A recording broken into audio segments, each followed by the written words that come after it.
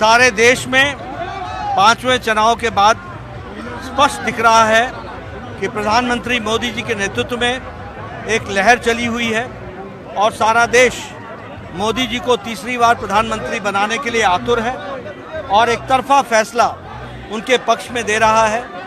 हम 7वें फेज के बाद भारतीय जनता पार्टी 370 क्रॉस कर जाएगी और एनडीए 400 क्रॉस कर जाएगा।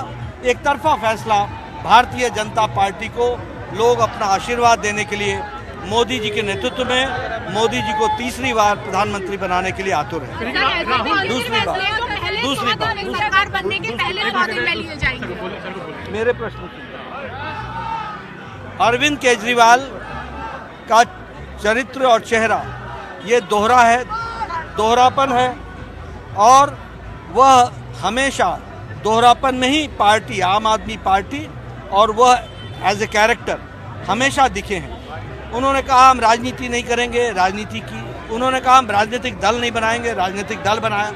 उन्होंने कहा हम चुनाव नहीं लड़ेंगे, चुनाव लड़े। उन्होंने कहा कांग्रेस से कभी समझौता नहीं करेंगे, समझौता किया। उन्होंने कहा कभी भ्रष्टाचार नहीं करेंगे। अभी सुप्रीम कोर्ट के रियायत पर जेल से बाहर 1 तारीख तक के लिए आए हैं चुनाव के प्रचार के लिए। बाद में उनको जाना है, भ्रष्टाचार के मामले में है और सुप्रीम कोर्ट ने उनको भ्रष्टाचार के मामले में कोई रियायत नहीं दी है। वो भ्रष्टाचारी हैं, ये बात स्पष्ट है। जो उन्होंने उनके घर में जो कहते थे कि महिलाओं का सम्मान करेंगे, उनके घर में महिला के साथ दुर्व्यवहार होता है, उनकी पार्टी की राज्यसभा की सदस्य के साथ दुर्व्यवहार होता है और वो चुप रहते हैं। ये उनका चरित्र, ये उनका चेहरा देश और दुनिया के सामने स्पष्ट हो गया है। दिल्ली की जनता जान चुकी है और उनको सबक सिखाने के लिए इंतजार कर रही है। 4 तारीख को नतीजे देखिएगा। जहां तक टेररिस्ट फंडिंग का सवाल है, मैं स्पष्ट बोलना चाहता हूं कि पंजाब के चुनाव में भी आरोप लगा था, उन्होंने जवाब नहीं दिया था। ये बताता है कि वो मूल विषयों से डाइवर्ट करते हैं और वह राजनीति में एक स्तर को निम्न स्तर तक ले जा रहे हैं। लोगों के सामने उनका चेहरा बेनकाब हो गया है, स्पष्ट हो चुका है। बहुत बहुत धन्यवाद। बीजेपी के राष्ट्रीय अध्यक्ष जेपी नड्डा ने आज पालम कॉलोनी में रोड शो किया। इस दौरान तमाम कार्यकर्ता और पदाधिकारी जो हैं बीजेपी के वो मौजूद थे। मेरे साथ इलाके के कुछ लोग भी हैं, इनसे बातें करेंगे। क्या लग रहा है, माहौल क्या है? देखिए, माहौल बहुत पॉजिटिव है और जैसे जैसे चुनाव बहुत नज़दीक आता जा रहा है, ये मोदी जी के पक्ष में एक जो दिल्ली के अंदर जिस प्रकार से कहते थे कि मतदाता बड़ा जागरूक नहीं है, लेकिन आज आपने इस रोड शो के माध्यम से देखा होगा कि लोगों में बहुत उत्साह है और मोदी जी को इस बार तीसरी बार प्रधानमंत्री बनाने के लिए लोग तैयार हैं। इस बार यहाँ की जो जनता है वो पूरी तरह से बीजेपी को ही वोट कर रही है, आप ऐसा कह रहे हैं? देखिएगा, मैं आपको इसलिए बताना चाहता हूँ, ऐसा नहीं है कि पूरी तरह से 100% तो कहीं नहीं संभव हो सकता, लेकिन जहाँ आप खड़े हैं यहाँ कम से कम 70 से 80% मतदाता बीजेपी को वोट करने जा रहे हैं। इसके पीछे कई कारण हैं। मोदी जी के अपने 10 साल में किए गए कार्य और कहीं ना कहीं दिल्ली सरकार के प्रति लोगों में नाराजगी। हमारा जहां आप यहां खड़े हैं, लोगों को इस बात की निराशा है कि 2014 में दिल्ली के मालिक ने हमसे वादा किया था दिल्ली के लोगों से कि मैं स्वच्छ गंगा जल का पानी दूंगा, लेकिन पानी का बिल नहीं दूंगा। और आप देखेंगे लोगों के घर में पानी नहीं आ रहा, लोग तरसते हैं।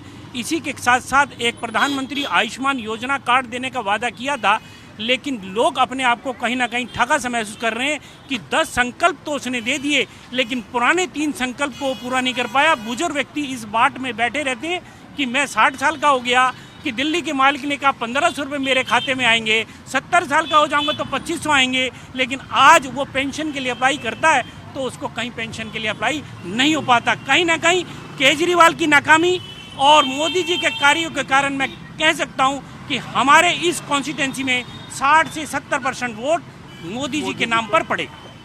तो कहीं ना कहीं राम मंदिर से भी आप लोग बहुत ज़्यादा प्रभावित नजर आ रहे हैं। बिल्कुल राम मंदिर बन गया तो एक तरह से आधा क्या पूरा इंडिया ही राम मंदिर, भगवान के भक्त सारे के सारे मंदिर के चक्कर में मोदी जी को 100% वोट देंगे और 400 क्या 450 प्लस बीजेपी जा सकती है। हाँ जी, यानी आप देख सकते हैं तमाम लोग हैं और सबसे ज़्यादा जो ये लोग सपोर्ट कर रहे हैं, बीजेपी को ही सपोर्ट कर रहे हैं। देश में बेरोजगारी भी एक बहुत बड़ा अहम मुद्दा है। अक्सर मुख्यमंत्री अरविंद केजरीवाल ये दावा करते हैं कि बेरोजगारी को ख़त्म करेंगे, आप क्या कहेंगे? मैं तो मोदी को ही वोट देना चाहता हूँ। मैं तो मोदी को ही वोट देना चाहता हूँ। हाँ। आप क्या कहेंगे बेरोजगारी को लेकर? बेरोजगारी इतनी है नहीं जितना केजरीवाल जी ने हवा बना रखा है। अब कोई नहीं करेगा घर में केजरीवाल जी तो कह रहे हैं ना कि वो दे रहे हैं। नहीं, कहाँ दे रहे हैं, किसको दे रहे हैं? जो अब कोई लोगों को रोजगार देने का वादा तो क्या? तो वादा करने से क्या होता है? वादा करने से मिलती नहीं है ना। अब वादा करके तो मैं भी, अब हमारे सर हैं भूपेंद्र जी, अब ये भी कोई भी कुछ भी वादा कर दे और ना पूरा करे, ये कोई बात थोड़ी होती है। आपका वोट किसके लिए इस बार? मेरा वोट जो है मोदी जी के लिए है, और जिस तरीके से इन्होंने इनकी कार्यशैली है वो बहुत ही अच्छी है। आप दिल्ली में रहते हैं, अगर जीत भी जाते हैं, 7 सीटों पे बीजेपी आ जाती है, तो आपको तो कोई फायदा होने वाला नहीं है विशेष, क्यों नहीं फायदा? क्योंकि दिल्ली में तो आम आदमी पार्टी की सरकार है। नहीं, लेकिन फ़ायदा जो है लोकसभा और जो हमारा जो देश का जो मेन केंद्र से है, जहाँ से मतलब नीतियाँ बनती हैं, और जब नीतियाँ बनेंगी तो विकास तो अपने आप ही होगा। चलिए नीतियों की बात कर रहे हैं, आप कौन सी नीतियों से प्रभावित हैं? मोदी की जो आयुष्मान योजना है उससे हम प्रभावित हैं, जो कि हर शहर में उन का 5 लाख का जो हर स्टेट में 5 लाख का इलाज जो फ्री कर रहे हैं वो उससे प्रभावित है। क्योंकि पहले को लोग बाग का इलाज जो ट्रीटमेंट जो है वो ढंग से नहीं हो पा रहा था, लेकिन अब आयुष्मान योजना के बाद में लोग आराम से किसी भी हॉस्पिटल में जाकर अपना ट्रीटमेंट करा सकते हैं। तो मोदी सरकार की एक और योजना है लखपति दीदी वाली योजना, वो आ रही है महिलाओं तक। देखिएगा, लखपति योजना अभी तक तो ये मान के चले कि पूरी तरह से महिलाओं में नहीं है, लेकिन 50-60% महिलाओं को इस बात की जानकारी है। जिस प्रकार से आप कह रहे हैं कि योजना की बात कर रहे हैं, मैं एक सबसे बड़ी योजना प्रधानमंत्री उज्ज्वला योजना की बात करूंगा। प्रधानमंत्री उज्ज्वला योजना के अंतर्गत आप सब जानते हैं कि 10.5 करोड़ परिवारों को आज सिलेंडर जो गैस का कनेक्शन दिया गया है। आप सोचिएगा, क्या 2014 से पहले क्या सिलेंडर लोगों के घर में नहीं था? लोग चूल्हे पर रोटी बनाते थे। 2014 से बहुत सारा बदलाव हुआ है, ऐसा देखने को मिल रहा है, ये कहना है इलाके के लोगों का। एक महिला भी मौजूद है। आप किससे प्रभावित हैं, आम आदमी पार्टी से या बीजेपी से? मैं तो